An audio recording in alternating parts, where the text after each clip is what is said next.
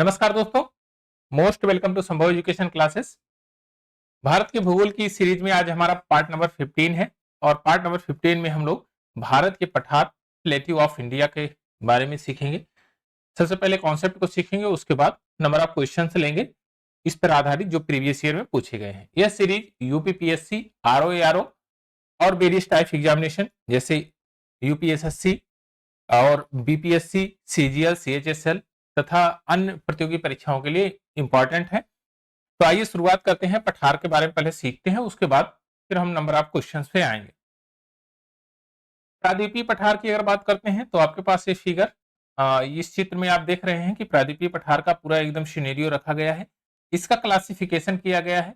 और ये प्रादीपीय भारत का जो चट्टाने हैं ये लगभग 3600 मिलियन वर्ष पूर्व की है। 3600 मिलियन वर्ष पूर्व की ये जो है चट्टाने,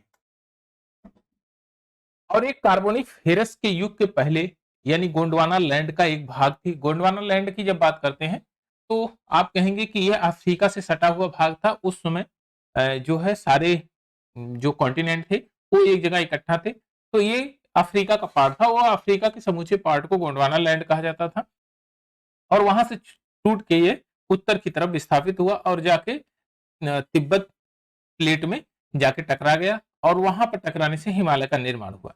फिलहाल में यह पार्ट कभी भी, जो इंडिया का ये पार्ट है, यह कभी भी पानी के अंदर डूबा नहीं।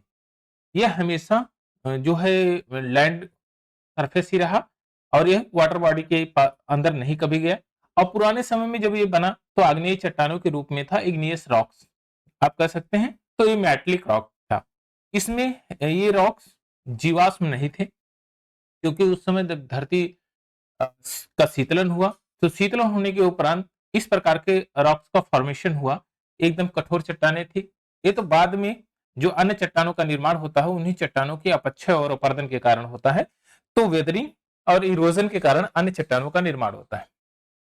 कार्बोनिफेरस के युग में दामोदर, सोन, महानदी और गोदावरी बेसिन में कोयले का निर्माण होता है। कोयले का निर्माण तब होता है जब इसके जो पुरानी रॉक्स है, इसका सेडिमेंट एक जगह पर इकट्ठा होगा। वो भी कैसे इकट्ठा होगा, क्या कारण होगा, उसका तो कोई ले जाने वाला होगा, कोई वाहक होगा जरूर।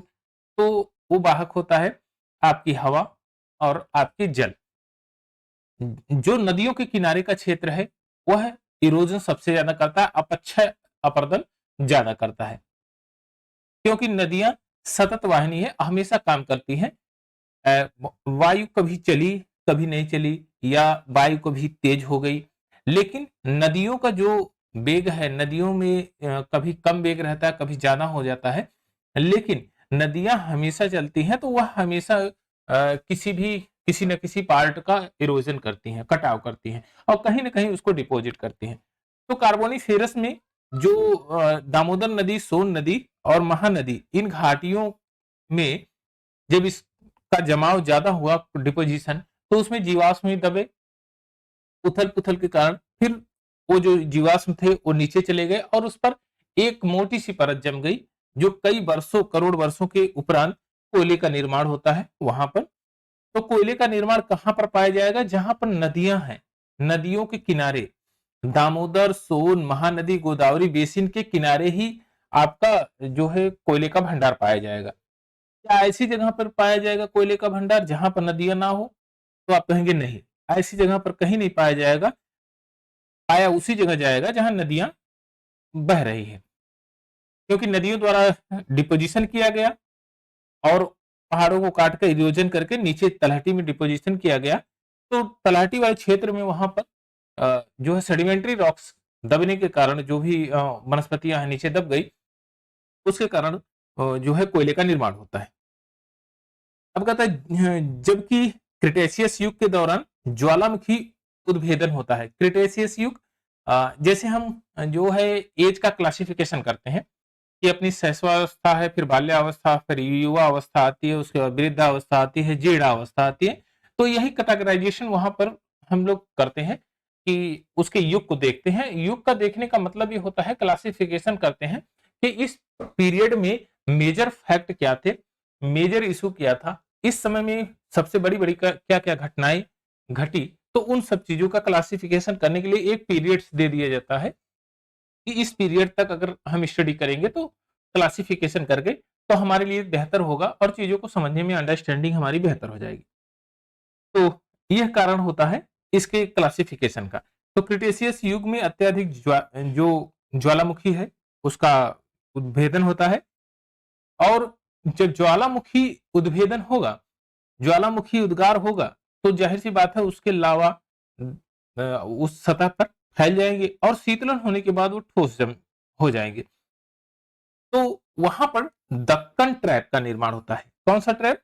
दक्कन ट्रैप। दक्कन ट्रैप का निर्माण होता है और इसी काल में दक्कन के पठार पर बेसाल्ट निर्मित लावा शैलों का निर्माण होता है।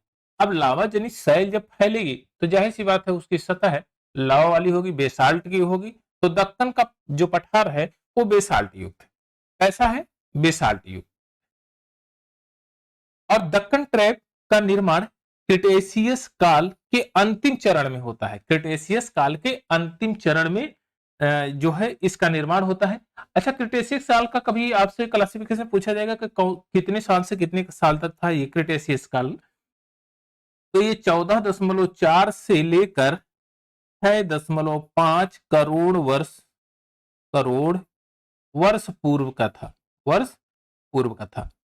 ये 14.4 से लेकर 6.5 करोड़ वर्ष पूर्व इसकी घटनाएं जो क्रमिक घटी, और इसके अंत में जो है इसका दक्कन ट्रैप का निर्माण होता है। क्योंकि ज्वालामुखी जो उद्भेदन हो रहा है वह एक दिन का प्रोसेस नहीं है, एक वर्षों का प्रोसेस नहीं है, सहस्त्र वर्षों का प्रोसेस है। और उसके उपरांत एक जो है काफी लंबी जो है श्रृंखला जो भूमि तैयार होती है उसको बोलते हैं दक्कन ट्रैप। और दक्कन ट्रैप बेसाल्ट लावा की चट्टानें हैं जो धरती के उद्भेदन के कारण ऊपर सतह पे आके जम गई है। प्रायद्वीपीय पठार में चौड़ा छिछला घाटियां तथा गोलाकार पहाड़ियां भी है। इस पठार को दो मुख्य भागों में बांटा गया है, उच्च मध्य उच्च भूमि और दक्कन ट्रैप। मध्य उच्च भूमि और दक्कन ट्रैप दो पार्ट में इसको बांटा गया है। अगर आप क्लासिफिकेशन करेंगे तो कुछ इस प्रकार से यहां से कर सकते हैं। ये आप देखेंगे कि यह मध्य उच्च भूमि है। यहां पर सेंट्रल पार्ट कहां से लेंगे आप? यहां अगर ऐसे लाइन ड्रा करें तो सेंट्रल पार्ट कहां आएगा? यही सेंट्रल पार्ट आएगा। तो ये सेंट्रल पार्ट आपका हो गया। अब देखिए इसको दो भागों में बांटते हैं। एक आप यहां पर जो सतपुड़ा रेंज है इसके नीचे का भाग और ये इसके ऊपर का भाग, तो दो भागों में हम लोग क्लासिफिकेशन करते हैं, इसको बांट के पढ़ते हैं। दक्कन का पठार नर्मदा नदी के उत्तर में स्थित मालवा के पठार के अधिकतर भागों में उच्च भूमि के नाम से जाना जाता है। जब आप यहां से क्लासिफिकेशन करते हैं इस तरह से, तो यहाँ का जो ये भूमि है ये उच्च भूमि है। कौन सी उच्च भूमि है? उत्तर की, यानी नॉर्थ की उच्च भूमि है। और एक कौन सी है? ये साउथ की है, साउथ की उच्च भूमि है। तो नॉर्थ की उच्च भूमि और साउथ की उच्च भूमि में डिफरेंस क्या क्या है, अभी उसका हम क्लासिफिकेशन देखते हैं कैसे कैसे यहाँ पर इनका क्लासिफिकेशन किया गया है। मध्य उच्च भूमि पश्चिम में चौड़ा परंतु पूर्व में संकीर्ण है। अगर मध्य उच्च भूमि की बात करें तो पश्चिम में चौड़ा है। आप देखेंगे यहां से लेकर यहां तक के पश्चिम में चौड़ा है, और यहां पर थोड़ा सा ये जो है कम चौड़ा है, जो संकीर्ण है। बुंदेलखंड बघेलखंड के नाम से जाना जाता है। ये वाला क्षेत्र जो है, देखिए ये वाला क्षेत्र बुंदेलखंड बघेलखंड है। यह है आपका बुंदेलखंड, ये बुंदेलखंड है और ये बघेलखंड है। ये बुंदेलखंड है, ये बघेलखंड है। थोड़ा सा इसका क्लासिफिकेशन देख लेते हैं। ये है बुंदेलखंड, ये बघेलखंड और ये सतपुड़ा रेंज, और यहां से एक बीच में से नदी गुजरती है यहां से, ये नर्मदा नदी। नर्मदा नदी एक भ्रंश घाटी की नदी है। जो भ्रंश घाटियां वे घाटियां है कि बीच का जो भाग दब जाता है और दाहिने बाएं का भाग उठा रहता है, तो उसके अंदर से जो नदियां प्रवाहित होती है वो भ्रंश घाटियों की नदी प्रवाहित होती है। भ्रंश का मतलब होता है किसी भाग के अवतलन हो जाना, दब जाना, तो भ्रंश हो जाता है। भ्रंश का मतलब दब जाना। तो वहां से जो नदियां प्रवाहित होती हैं वो भ्रंश घाटी की नदियां कहलाती हैं, और नर्मदा नदी उसी में से एक। उसके बाद यहाँ जब बुंदेलखंड बघेलखंड का पठार देखते हैं तो ये इसके बाद यहाँ आप देखेंगे उत्तर में अरावली पर्वत है। अरावली पर्वत के यह वाला हिस्सा ये मालवा का पठार है। मालवा का पठार और ये मालवा या विंध्याचल का पठार यहाँ बोलते हैं, बेसिकली इसको मालवा का पठार बोलते हैं इसको। और यहाँ पर ये सेंट्रल हाईलैंड भूमि है, यह मालवा का पठार। और ये आपका नॉर्थ का क्लासिफिकेशन रहा। ये थोड़ा सा और आगे की तरफ लेते हैं। दामोदर नदी घाटी को जब हम देखते हैं, दामोदर नदी घाटी प्रवाह द्वारा अप्रवाहित छोटा नागपुर का पठार मध्य उच्च भूमि का भाग है। अब छोटा नागपुर का पठार यहाँ पर आप देखेंगे, छोटा नागपुर का पठार है ये, छोटा नागपुर का पठार, और ये राजमहल की पहाड़ियां यहाँ पर है। और यहीं पर आपका ये दक्कन वो है आपका मालदा गैप, ये मालदा मालदा गैप है। आपसे पूछा जाएगा कि मेघालय का जो ये पठार है, क्या ये प्रायद्वीपीय पठार का भाग है? तो आप कहेंगे एकदम डिफिनेटली सर, ये जो मेघालय का पठार है, ये प्रायद्वीपीय पठार का ये भाग है, क्योंकि ये मालदा गैप से अलग हो रहा है। कौन से, आपसे कभी कभी क्वेश्चन आता है कि छोटा नागपुर का पठार और मेघालय का पठार के बीच में डिवाइडेशन का कौन सी बाउंड्री है? तो बाउंड्री ऐसी कोई नहीं है, लेकिन वहां पर अगर हम क्लासिफिकेशन करेंगे तो कहेंगे मालदा गैप से ये दोनों अलग होते हैं। किससे अलग होते हैं? मालदा गैप से ये दोनों अलग होते हैं। थोड़ा सा इसको ध्यान में रखने की बात है। चलिए, छोटा नागपुर का पठार का विस्तार मुख्यतः रांची, हजारीबाग, संथाल परगना, पलामू, धनबाद, सिंहभूम जिले, पश्चिमी बंगाल के पुरुलिया डिस्ट्रिक्ट में। कुल मिला जुला के अगर आप बात करेंगे तो झारखंड और वेस्ट बंगाल, इसमें सबसे ज्यादा मेजर लैंड है इसके, जो छोटा नागपुर का पठार का। लेकिन अगर जो सेंट्रल पार्ट आप कहेंगे तो वो झारखंड में सबसे ज्यादा पड़ता है, रांची के पास, रांची, हजारीबाग, संथाल, ये सब, पलामू, ये जो सबसे ज्यादा एरिया आपका झारखंड में पड़ता है। इस पठार की विभिन्न ऊंचाइयों के पठारों का क्रम मिलता है, और इनमें कई प्रकार की जो ऊंचाइयां हैं उनका हायरार्की है। और इसके पश्चिमी भाग को यहाँ पर एक पाट बोला जाता है, एक पाट, पश्चिमी भाग को अभी उसको भी देखेंगे। मध्य पश्चिमी भाग को पाट भूमि के नाम से जाना जाता है। इसकी अधिकतम ऊंचाई 1100 मीटर है, 1100 मीटर है इसकी अधिकतम ऊंचाई मिलती है। यह पठार के प्रत्येक दिशा में सोपान मिलते हैं, इस पठार के प्रत्येक दिशा में सोपान मिलते हैं।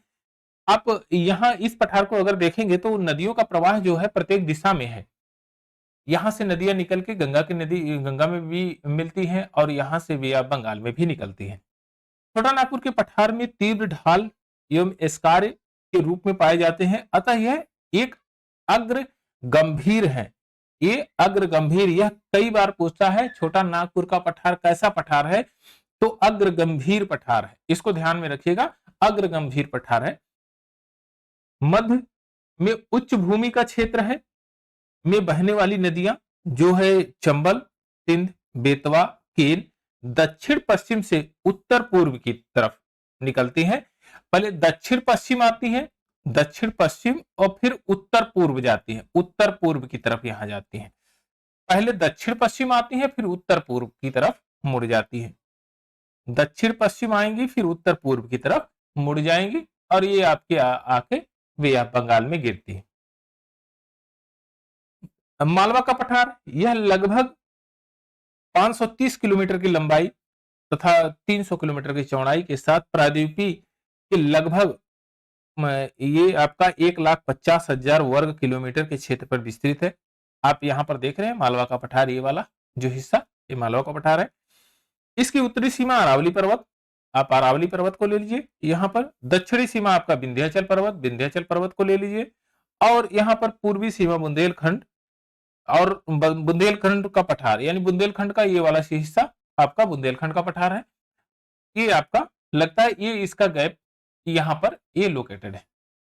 उत्तर में अरावली, अब दक्षिण में जो विंध्याचल की पहाड़ियां, और यहाँ पर आप देखेंगे पूर्व के क्षेत्र में वहां, तो ये बुंदेलखंड का क्षेत्र लगता है।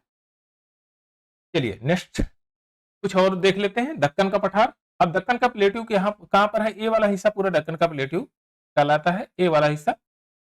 ये दक्षिण का जो उच्च भूमि आप कह सकते हैं, दक्षिण के उच्च भूमि है,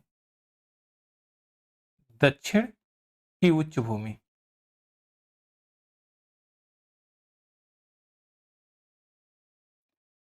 दक्षिण की उच्च भूमि है, यह एक त्रिभुजाकार है। आप थोड़ा सा ध्यान देंगे, गौर करेंगे तो इसका जो स्ट्रक्चर है वो ट्रायंगुलर शेप में है। इस तरह आप देखेंगे ये ट्रायंगुलर शेप में है, ये त्रिभुजाकार है।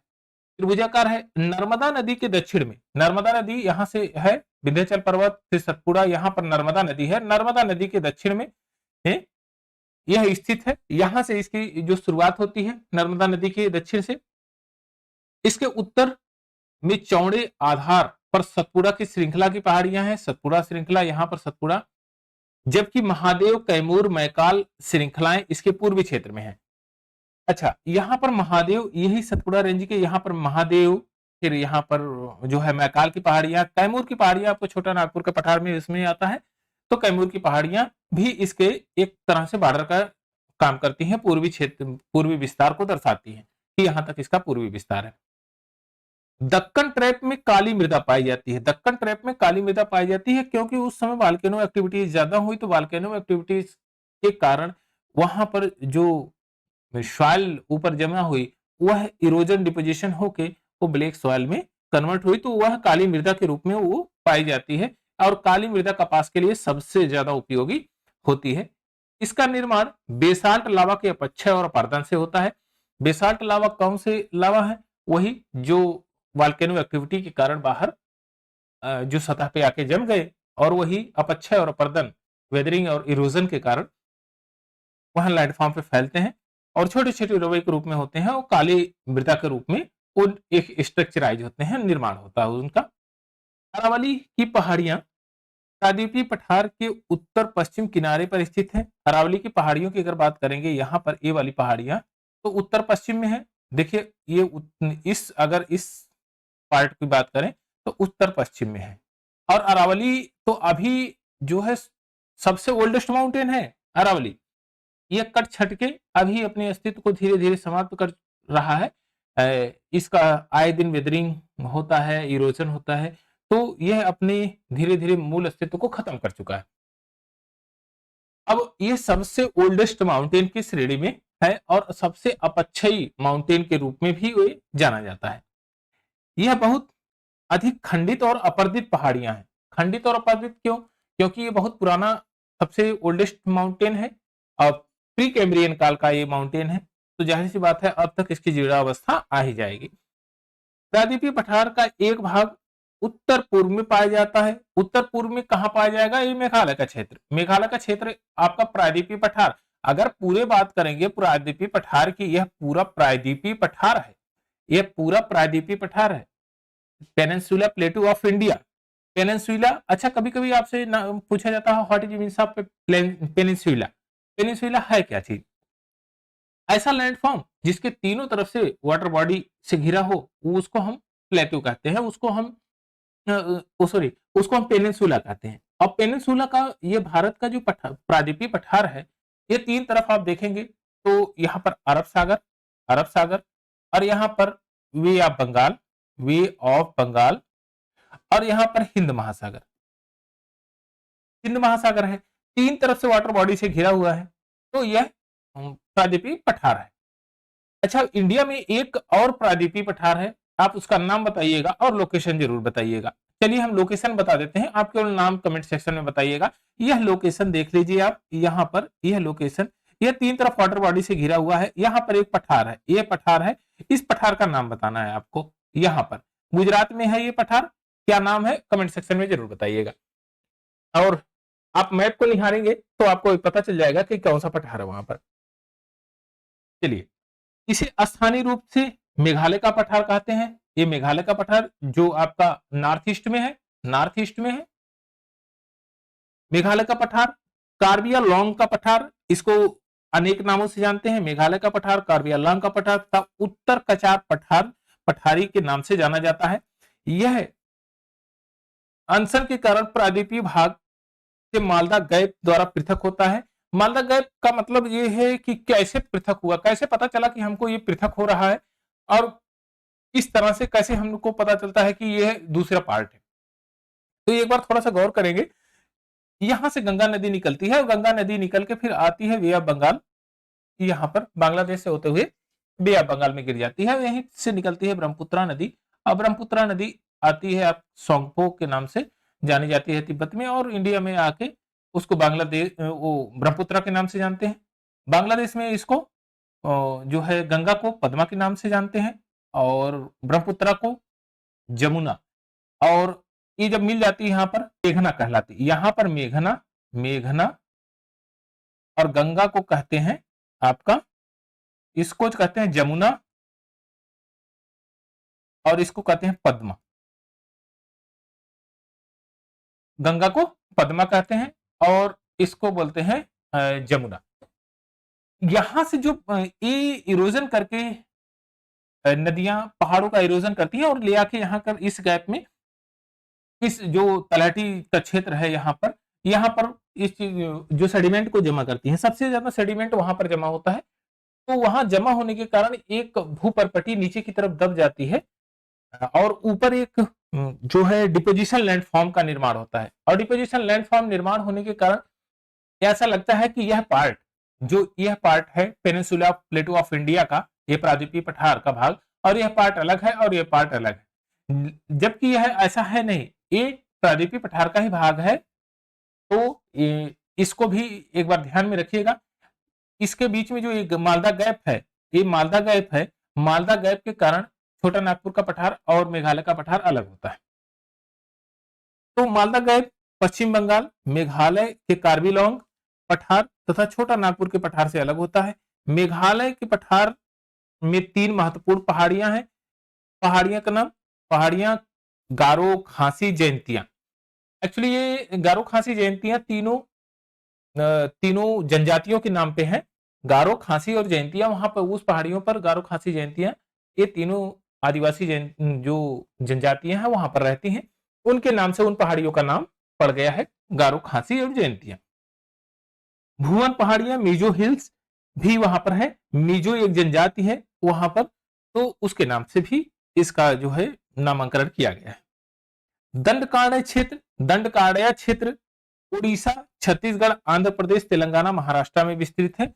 देखिए आप ध्यान से देखेंगे तो ये वाला दंडकारण्य क्षेत्र है, ये आपका दंडकारण्य का क्षेत्र है।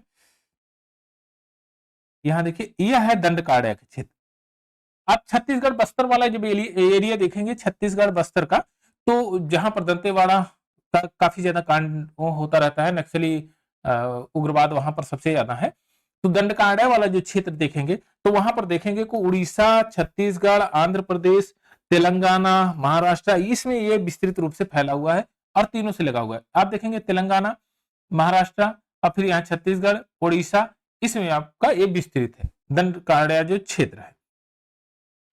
चलिए नेक्स्ट क्वेश्चन, ये आप क्वेश्चन ले लेते हैं और इस क्वेश्चन के आधार पर अपना जो प्रीवियस हमने स्टडी किया है और उसका आंसर करेंगे। और ये वही क्वेश्चन है जो प्रीवियस ईयर में पूछे गए हैं। यह उत्तराखंड पीसीएस का क्वेश्चन है। तो क्वेश्चन नंबर 1, भारत के दक्कन के पठार पर बेसाल्ट निर्मित लावा शैलों का निर्माण हुआ था, कौन से युग में हुआ था? अब आपको बताना है कौन से युग में। तो ये हुआ था भैया क्रिटेशियस युग में। कौन से युग में? क्रिटेशियस युग में। क्रिटेशियस युग कब से कब तक चला? ये 14.4 से लेकर 6.5 करोड़ वर्ष पूर्व तक चला। इसका टाइम पीरियड इतना रहा। इसमें क्या मेजर इवेंट क्या हुए? ये ज्वालामुखी उद्गार हुआ, ज्वालामुखी उद्गार। अच्छा, उसमें आप कभी कभी आप देखेंगे डायनासोर का विलुप्तीकरण उस समय हुआ था। डायनासोरस जो प्रजातियां थे, जो जीव थे, वो विलुप्त हो गए थे उस समय। डायनासोर विलुप्त थे। डायनासोर का विलुप्तीकरण उस समय हो गया था, डायनासोर विलुप्त थे। इसके जो अंत में, लास्ट में, इसके अंत में जब ज्वालामुखी उद्गार हो जाता है, पूरा एकदम जो है लावा फैल जाता है, तो इसके लास्ट चरण में, यानी कि जब इसका पीरियड्स बीत रहा है, सबसे लास्ट चरण में, अंत में दक्कन ट्रैप का निर्माण होता है। दक्कन ट्रैप का निर्माण होता है। दक्कन ट्रैप के निर्माण होने के कारण यहां पर जो है उसके जो बेसाल्ट लावा का चट्टानें मिलती है। बेसाल्ट लावा की चट्टानें मिलती है। अब बेसाल्ट लावा की चट्टानों का अपक्षय और अपर्दन होता है। अपक्षय अपर्दन होने के कारण एक काली मिट्टी में परिवर्तित होते हैं। काली मिट्टी। तो आपको अब ये पता चल गया कि काली मिट्टी कहां मिलती है। तो काली मिट्टी दक्कन के पठार में सबसे ज्यादा मिलेगी और बेसाल्ट लावा की चट्टानों का अपक्षय और अपर्दन किया हुआ रूप है। तो ऑप्शन नंबर ए आपका करेक्ट आंसर हो जाएगा। तो इसको आप आंसर मार्क कर सकते हैं।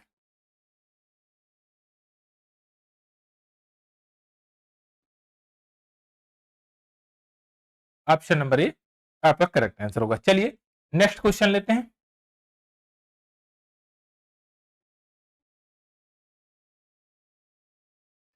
मेघालय का पठार है। मेघालय का पठार किसका भाग है? हिमालय श्रेणी का नहीं। हिमालय श्रेणी का भाग नहीं है। यह आपने पढ़ा है। पूर्वी श्रेणी का घाट है। पूर्वी घाट का पर्वतों का जो भाग है ऐसा नहीं है।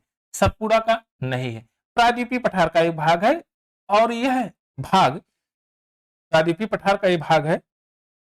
और मेघालय का पठार जो है आपका नागपुर का पठार, छोटा नागपुर का पठार, छोटा नागपुर, नागपुर और ये बीच में है मालदा गैप। मालदा गैप और फिर यहां पर है मेघालय का पठार। मेघालय का पठार, ये मेघालय का पठार। तो छोटा नागपुर के पठार और मेघालय के पठार को अलग करने वाला जो गैप है उसको बोलते हैं मालदा गैप। और यहां पर जो श्रेणियां पाई जाती हैं वो गारो, खासी, जयंतिया,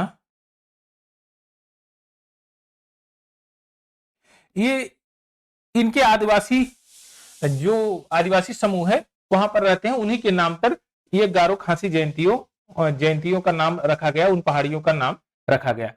अच्छा, खास बात तो ये है कि इसी मेघालय में मासिन राम, मासिन राम, मासिन राम चिरापुंजी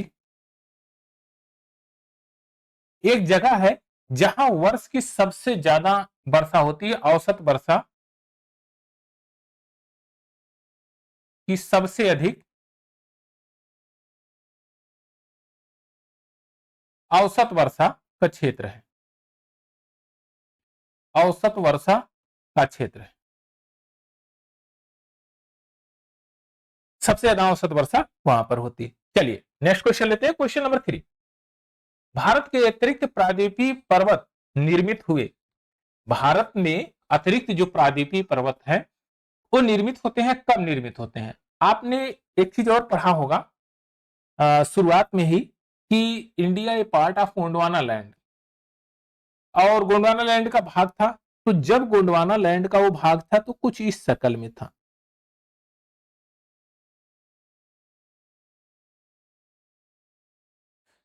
गोंडवाना लैंड का जो पार्ट था वह कुछ ऐसे था, ऐसे था।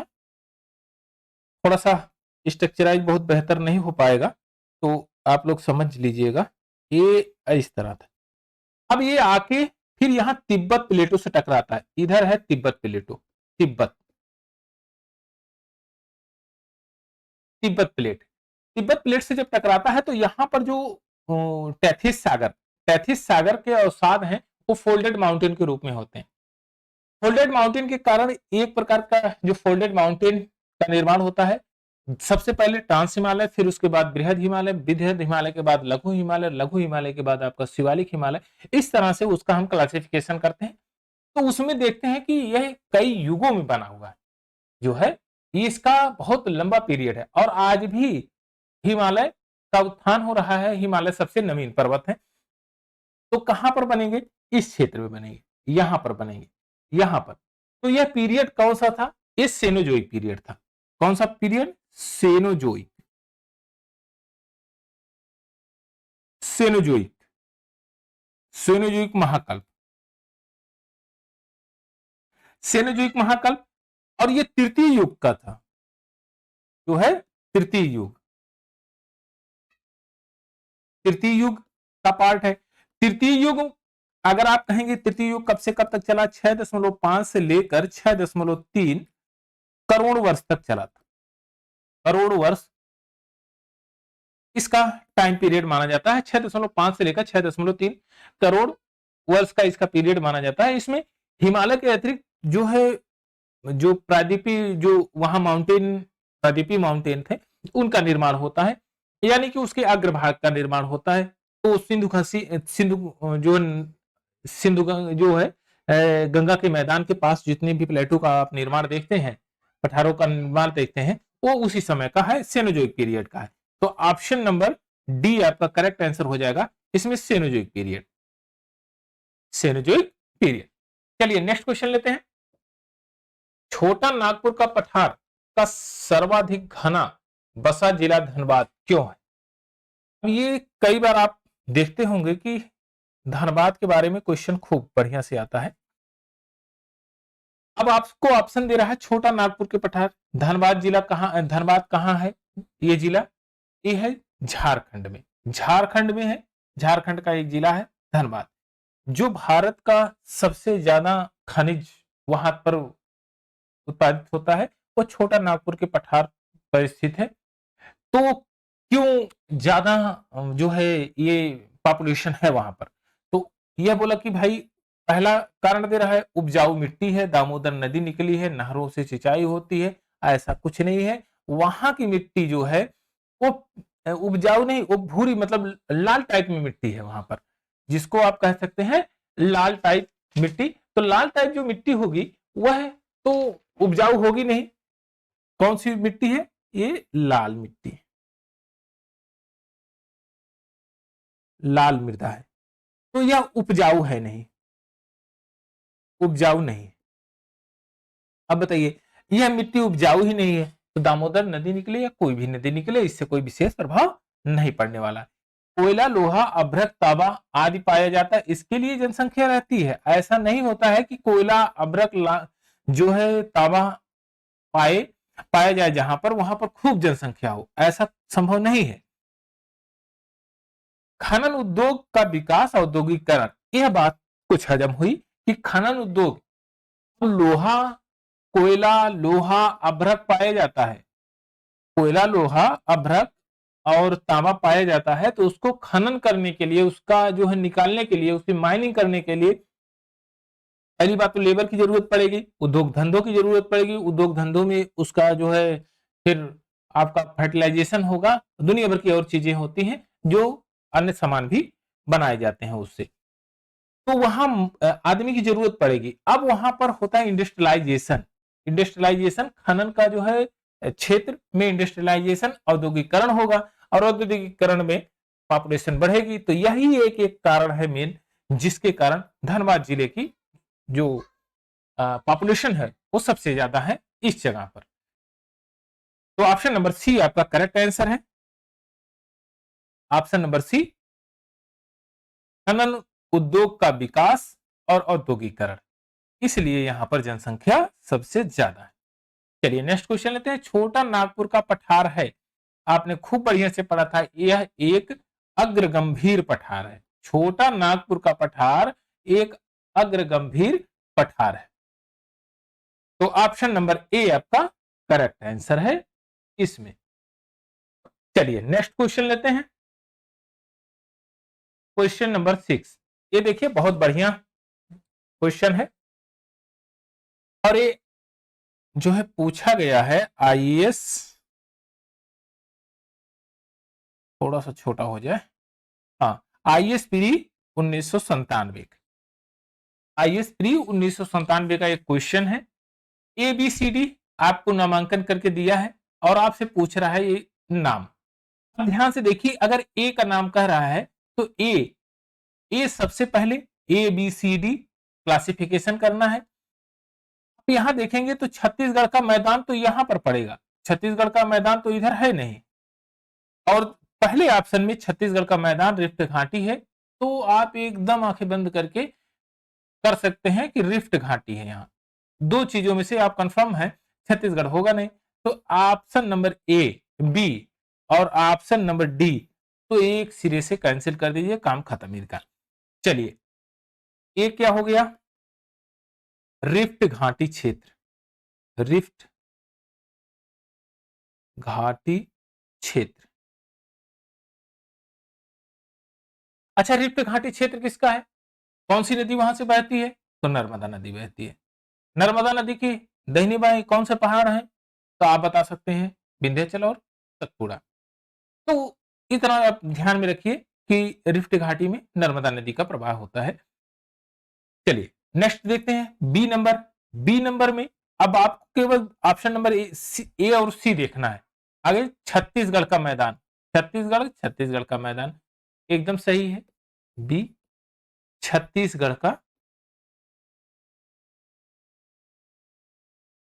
मैदान, छत्तीसगढ़ का मैदान। अब सी ऑप्शन देखिए, सी ऑप्शन में क्या है, आप जानते हैं छत्तीसगढ़ के मैदान के बगल में छोटा नागपुर का पठार है, तो छोटा नागपुर का पठार आपका यहां पर है। तो ऑप्शन नंबर सी में छोटा नागपुर का पठार, छोटा नागपुर का पठार।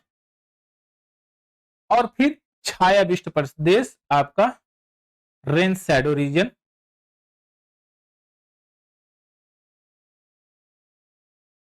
छायाविष्ट प्रदेश, rain shadow region. Rain shadow region क्या है, ऐसा प्लेस जहां पर बारिश औसतन बहुत कम होती है, वह होता है रेन शैडो रीजन।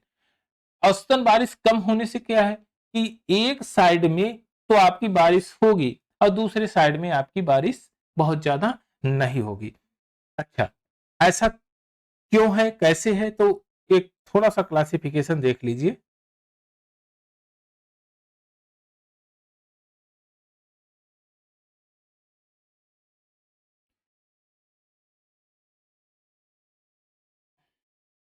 अभी मान लीजिए ये माउंटेन है, ये दोनों माउंटेन है,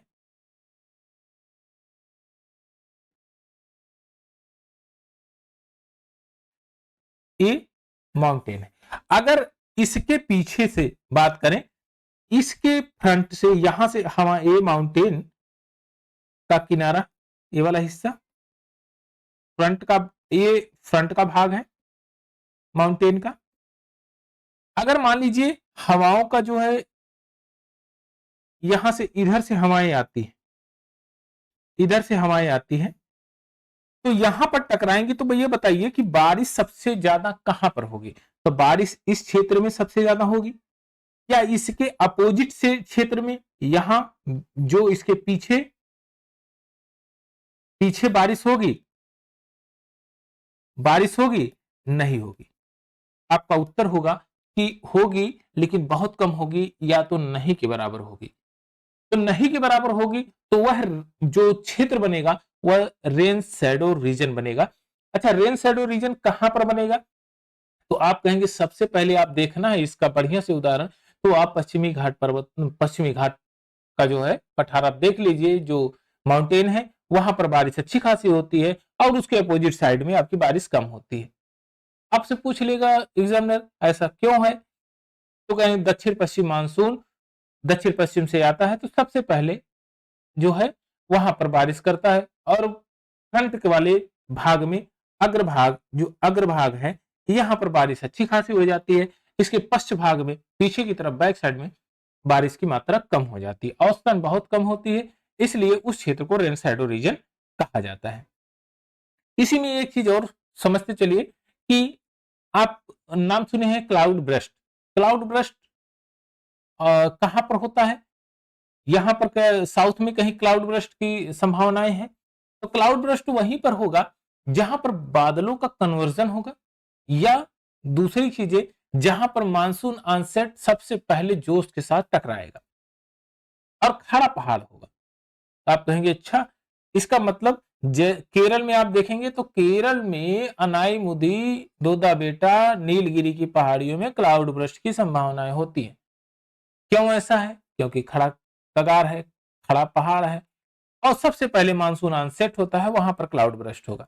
और क्लाउड ब्रस्ट कहां होगा, उत्तराखंड के क्षेत्र में, क्योंकि जब साउथ वेस्ट की मानसून यहां से जाएगी ऐसे और यह इधर से घूम के इधर आएगी, तो यहां पर क्लाउड ब्रस्ट की संभावनाएं बनती हैं। और आप देखते होंगे कि क्लाउड बर्स्ट होने के कारण भूस्खलन खूब तेजी से हुआ है। तो इन सब चीजों को थोड़ा सा ध्यान में रखिएगा। तो इस कारण से आपका ऑप्शन नंबर जो है, option number C correct answer है। Option number C correct answer है, जो हमने इसका क्लासिफिकेशन किया। चलिए नेक्स्ट क्वेश्चन लेते हैं, question number 7। Question number 7, Aravalli एवं सिंध श्रृंखलाओं, अरावली एवं बिंद श्रृंखलाओं के मध्य में कौन सा पठार स्थित है? अब देखिए, एक है अरावली और एक बिंद, और यहां पर आपका है बुंदेलखंड, बुंदेलखंड, और ये है भाई मालवा, मालवा का पठार। ये कौन सा है? मालवा का पठार। तो ऑप्शन नंबर इसमें आपका ए मालवा का पठार correct answer. Option number A Malwa का पठार। चलिए नेक्स्ट क्वेश्चन लेते हैं, क्वेश्चन नंबर 8, दंडकारण्य क्षेत्र अवस्थित है, कहां पर अवस्थित है? छत्तीसगढ़, मध्य प्रदेश में, छत्तीसगढ़ उड़ीसा में, झारखंड उड़ीसा में, आंध्र प्रदेश और झारखंड में। अब आपको बताना है कि कहां पर है। अभी लोकेशन आपने देखा था कि वह लोकेशन कहां पर, यहां पर थोड़ा सा एक बार नजर मारेंगे ये मैप पर। चलिए यहां पर देखिए, यह है दंडकारण्य क्षेत्र, यह दंडकारण्य क्षेत्र हमने आपको बताया था, यह दंडकारण्य क्षेत्र है। दंडकारण्य क्षेत्र, दंडकारण्य क्षेत्र उड़ीसा, छत्तीसगढ़, आंध्र प्रदेश, तेलंगाना, महाराष्ट्र में, यानी कि इन सभी से लगा हुआ है। तब तो आप आंसर बता सकते हैं। आप उसमें आंसर मार्क करने के लिए आप पढ़िए, छत्तीसगढ़ मध्य प्रदेश, मध्य प्रदेश का उसमें जिक्र ही नहीं है। छत्तीसगढ़ उड़ीसा, हाँ जिक्र है। छत्तीसगढ़, झारखंड उड़ीसा, नहीं झारखंड उड़ीसा नहीं। आंध्र प्रदेश झारखंड नहीं। तो ये आपका छत्तीसगढ़ उड़ीसा, छत्तीसगढ़ मेजर पार्ट जो है उसका छत्तीसगढ़ में, तो छत्तीसगढ़ उड़ीसा में ये है आपका ऑप्शन नंबर बी आपका करेक्ट आंसर होगा। सबसे ज्यादा पार्ट कहां पर है? छत्तीसगढ़ में। चलिए नेक्स्ट क्वेश्चन लेते हैं, क्वेश्चन नंबर 9, दंडकारण्य क्षेत्र किस राज्य में अवस्थित है? तो सीधे आप आंसर मार्क करिए छत्तीसगढ़, क्योंकि सबसे मेजर पार्ट जो है छत्तीसगढ़ में ही स्थित है। और अगर आप छत्तीसगढ़ में आप देखेंगे तो सबसे ज्यादा बहुत मैक्सिमम भाग है, लेकिन अगर उड़ीसा की बात करें तो उड़ीसा में भी है, तेलंगाना की बात करें तेलंगाना में भी है, आंध्र प्रदेश की बात करें आंध्र प्रदेश में है। यह आप कह सकते हैं एक तरह से। चलिए इसमें सबसे अधिक भाग है, सबसे अधिक, सबसे अधिक भाग, अधिक भाग, सबसे अधिक भाग है इसका। लेकिन इसमें भी है, आंध्र प्रदेश है, तेलंगाना है और छत्तीसगढ़ है। तो कुल मिलाजुला के आंसर मार्क आपका हो जाएगा ई, आपका आंसर मार्क होगा ई। उपयुक्त में से कोई नहीं या उपयुक्त में से एक से अधिक, तो उपयुक्त में से एक से अधिक, उपयुक्त में एक से ज्यादा, यानी उड़ीसा में भी है, आंध्र प्रदेश और तेलंगाना में भी है।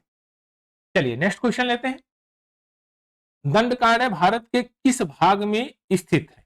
दंडकारण्य क्षेत्र भारत के किस भाग में स्थित है? आपने देखा था कि वह मध्यवर्ती पार्ट में स्थित है, मध्यवर्ती भाग में स्थित है दंडकारण्य। यहां पर छत्तीसगढ़, उड़ीसा आपका अभी जस्ट आपने पढ़ा, देखिए उड़ीसा में आपका, उड़ीसा, आंध्र प्रदेश, छत्तीसगढ़, इन सब जगहों पर यह अवस्थित है।